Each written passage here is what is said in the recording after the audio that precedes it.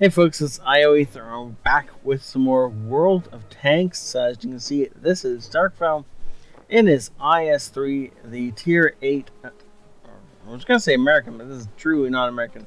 This star's throwing me off every time. This is the Tier 8 Russian heavy tank.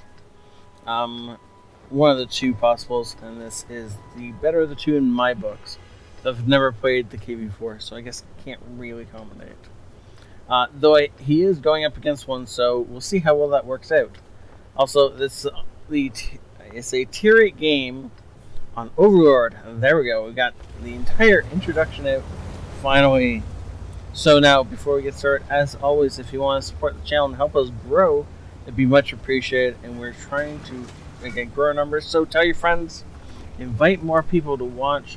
The goal is to hit 400 by the end of the summer, and then 500 by Christmas. So, look at that beautiful mark of excellence on this thing. So he at least knows how to drive it. And of course, if you are facing an IS-3 at some point in time, then this part is like 30 millimeters thick on the top. You can put just about any round through that you want, as long as you can aim down into it. And then, other than that, guard glacis, and if he's angled towards you, then this whole part of his front. So that's where we're going to be assuming the enemies are going to start shooting into him. And we're going to see how Darkfell does it. What he does, and how he does it in order to try, sorry for the yawn, try and win this game. Now, he's got 6 cents. And he's going to let the T-29 go first. How gracious.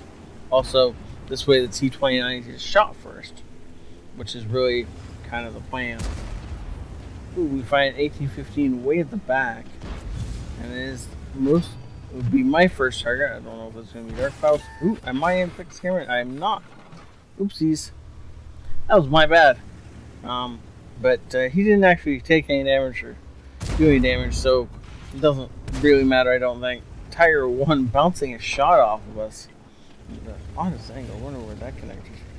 It's like, he was shooting into what would have been a angled weak spot if he weren't a tiger trying to run after getting shot. It looks like T-34 A5 is going to attempt something. Nope. But the tiger will again, just walking out in front of our gun, and then we bounce his shot, and so now he pulls back, and he lets us reload because he's really gracious and kind in this general way. That T-34 over there is discovering that his position is not as well thought out as he maybe would have liked. Nice shot into the Tiger P, putting it underneath those tracks into that side armor, going right through. Now the Comet is rushing the T-34A5 for reasons unknown, and look at that side of a KV4 turret every time, totally worth it.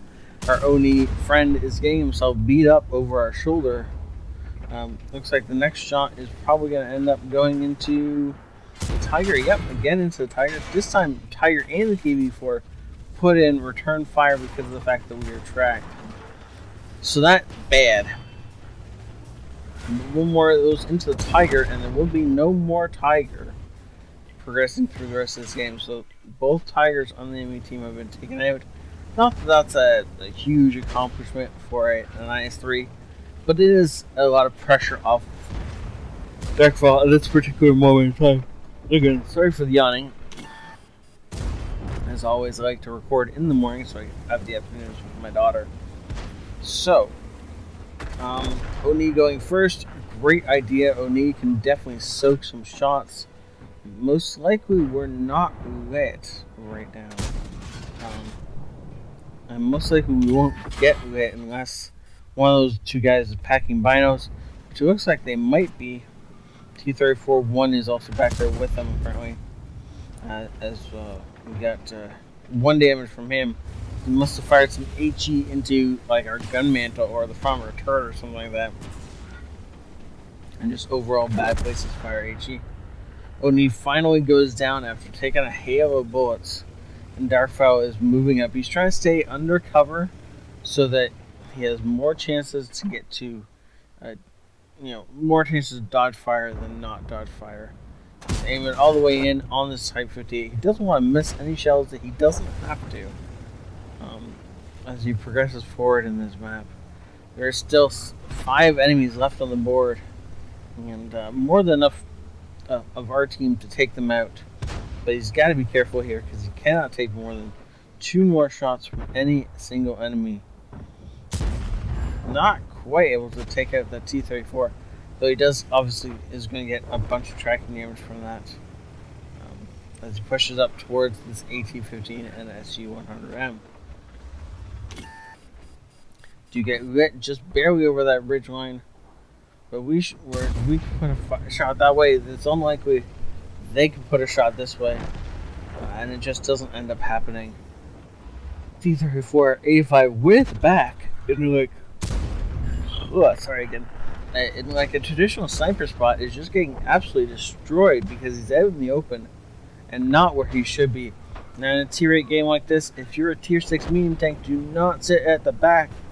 You may want to be behind higher tier medium tanks, but don't sit at the back. You're never going to get any damage done, never going to get any experience for it, and always going to continue being lower tiers. You need to be a little bit aggressive and push out a little bit, so again, keeping allies between you and the enemy, and letting allies soak your damage for you, because at the end of the day, we all know we are the only person on our team we can rely on unless we're in a platoon with people we trust.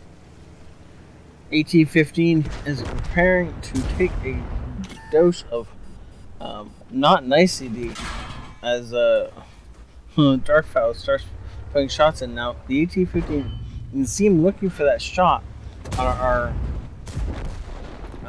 what's the called thing? Oops, we're going to pause this right here. You can see him looking for that shot on the top of the turret. He didn't find it, so he tried to put one through the front of us, and it just bringed off of us as we were at the right angle for that precise second when it was fired. Well done, Darkfowl. Well done to actually most of the team did pretty good, and this was a great game and a great way to show off the power of the IS-3. Master Badge, First Class, Hand of God, Bruiser, Duelist, Fire for Effect, Shellproof, and of course the Steel Wall. Well done, sir. With only shooting or bouncing damage from the SU-100 M1, everything else though, he did damage in return, or he tracked it so other people can do damage. And for damage in return for damage that he took that game. On top of the board, by quite a nice margin there. You can see the healthy margin between him and the Rhino Patrol Scorpion G, and similar gap in damage, plus the fact that both tier 8s.